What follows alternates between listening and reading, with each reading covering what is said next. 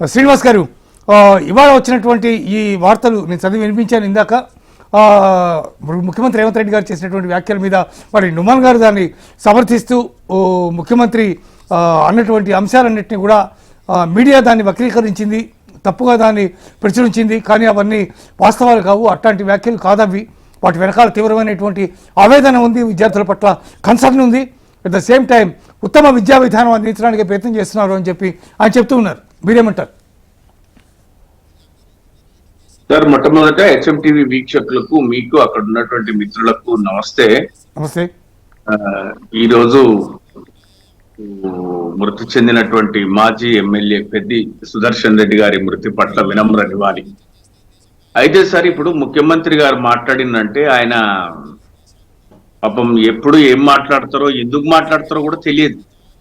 పాపం తెలిసి మాట్లాడరు, తెలియక మాట్లాడతారు. పోనీ తెలియక కూడా ఆయన ఏమంటారు అంటే, ఒక ఒక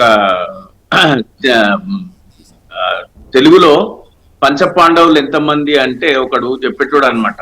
పంచపాండవులు మంచం కాళ్ళలాగా ముగ్గురు అని చూపించేటోడు అంటే ఇట్లా. అంటే ఈ మన ముఖ్యమంత్రి గారు కూడా ఆయనకి పాపం అవగాహన ఉండదు. నాకు ఎప్పుడు బాధ అనిపిస్తుంది ఏంటంటే, ఇంత dynamic young self oriented man, అంటే ఆయన స్వతహాగా ముఖ్యమంత్రి అయిన వ్యక్తికి సలహాదారులు ఉండరా, లేకపోతే ప్రాపర్ ఆయనకి గైడెన్స్ ఇయరా, ఇన్ఫర్మేషన్ ఇయరా అనిపిస్తుంది. ఇప్పుడు ఇంతమంది ఇంజనీరింగ్ విద్యార్థులు వస్తున్నారంటే వాళ్ళ గురువు గారు చంద్రబాబు నాయుడు గారు ముఖ్యమంత్రిగా ఉన్న కాలంలో మనకు ఇంజనీరింగ్ విద్య చాలా కష్టమైతుంది అని ప్రైవేటు కాలేజీలను ప్రోత్సహించి ఆ కాలేజీలను తీసుకొచ్చింది. సరే, అది ఏంటంటే మోర్ కాలేజెస్ రావడం వల్ల సాలీన ఎక్కువ విద్యార్థులు బయటికి రావడం జరిగింది. నిజంగానే వాళ్ళకి ఏదైనా కాలేజీలు ఎక్కువ అయిపోయిన తర్వాత సహజంగానే ఆపర్చునిటీస్ తగ్గిపోతాయి. దానివల్ల అప్లికేషనే నింపనికి రాదు, చదవరాదు, అట్లాంటి పరిస్థితి ఉంది. అంటే అట్లాంటి పరిస్థితి చిన్నప్పటి నుంచే, ప్రాథమిక విద్య నుంచే అయిపోయింది. పిల్లలు, తల్లిదండ్రులు అందరు ఏమడుగుతున్నంటే, నువ్వు ఎన్ని మార్కులు వచ్చినాయి, నువ్వేమవుతావు, ఎప్పుడు అమెరికా పోతావు, లేకపోతే ఎంత సంపాదిస్తావు, ఇట్లాంటి మాటలకే పరిమితం అయిపోయిన విద్యా విధానంలో ఈ యొక్క సోషల్ అవేర్నెస్, సోషల్ నాలెడ్జ్ కానీ, సామాజిక స్పృహ కానీ, సామాజిక పరివర్తన కానీ, ఇట్లాంటి అంశాల పట్ల ఎవరికి బాధ్యత లేదు. వాడు ఇంజనీరింగ్ చదివే విద్యార్థి కూడా కాలేజ్కి వెళ్ళి బాగా చదివి మోర్ నెంబర్ ఆఫ్ మార్క్స్ తెచ్చుకొని వీలైనంత వరకు ఇంటర్వ్యూలో రావాలి, లేకపోతే అబ్రాడ్ పోవాలి. ఇట్లాంటి విద్యా విధానం ఏర్పడ్డది. దీంట్లో మీరు being a chief minister of Telangana దాన్ని ఇంటిగ్రేటెడ్ చేయాలా, ఐఐటీస్ ని ఫాలో అవ్వాలనా, లేకపోతే అభివృద్ధి మార్పు అనేటువంటివి ఇవి continuous process sir.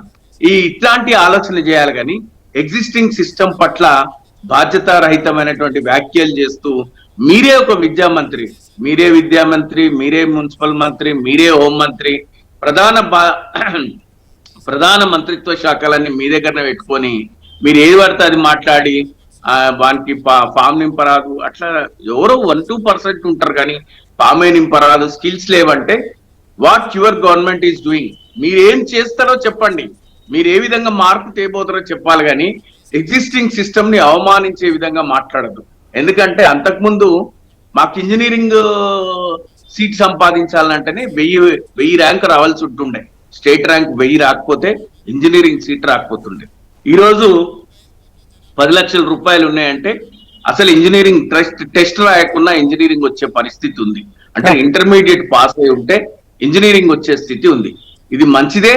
At the same time it has become very tough to the society. ఎందుకంటే సేమ్ మోర్ గ్రాడ్యుయేట్స్ బయటకు వెళ్ళినప్పుడు ఆ సిచ్యువేషన్ వస్తుంది. అయితే అందరు చదువుకొని ఉండాలా, ఇంజనీరింగ్ చదివినంత మాత్రాన ఉద్యోగమే రావాలా, ఉద్యోగమే చేయాలా, చదువుకున్న ప్రతి వాడికి ఉద్యోగమే కల్పించాలా ప్రభుత్వాలు లేకపోతే సమాజంలో అంటే అది సాధ్యం కాదు. చదువుకొని ఉండాలా, 100% లిటరసీ ఉండాలా.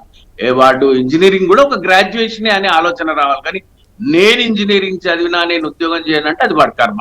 అట్లాంటి పరిస్థితుల్లో ముఖ్యమంత్రి గారు ఇట్లాంటి వ్యాఖ్యలు చేయడం అయితే సమంజసం కాదు, సబబు కాదు. ఇట్లా పిల్లల్ని అవమానించే, నిన్నటిదాకా జెన్జీని కేంద్ర మంత్రిని చేస్తా, రాహుల్ గాంధీ గారి ప్రధానమంత్రి అయితే నేను విద్యాశాఖ మంత్రిని చేస్తా, జెన్జీ 21కే శాసనసభకు రావాలి, పార్లమెంట్కి వెళ్ళాలి అని మాట్లాడిన ముఖ్యమంత్రి గారు యువతను జంజీ అంటే ఏముంది, అదో పేరు పెట్టుకున్నట్టున్నారు.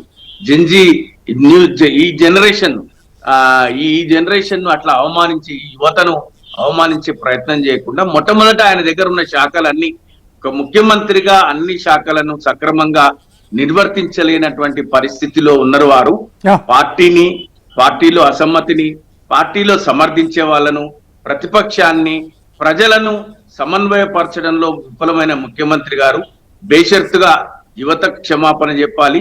ఆయన మొన్న రాహుల్ గాంధీ గారి నేతృత్వంలో దేశవ్యాప్తంగా జరిగినటువంటి విద్యార్థులు చేసినటువంటి, యువత చేసినటువంటి పేపర్ లీక్లకు చేసిన, వ్యతిరేకంగా చేసిన ఏదైతే ఉద్యమానికి మద్దతు ఇచ్చిండ్రో, నిజంగా అలాంటి నైతికత నిబద్ధత ఉంటే ఈరోజు రాజీనామానే చేయాలి.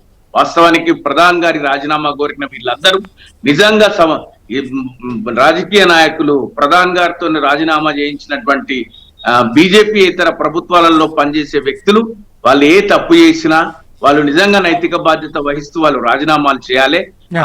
ఆ దిశగా ఈ రోజు తెలంగాణ ముఖ్యమంత్రి గారు కూడా వారు చేసే వ్యాఖ్యల పట్ల, వారి ప్రవర్తన పట్ల వారు కూడా రాజీనామా చేయాల్సినటువంటి పరిస్థితి అయితే ఉంది.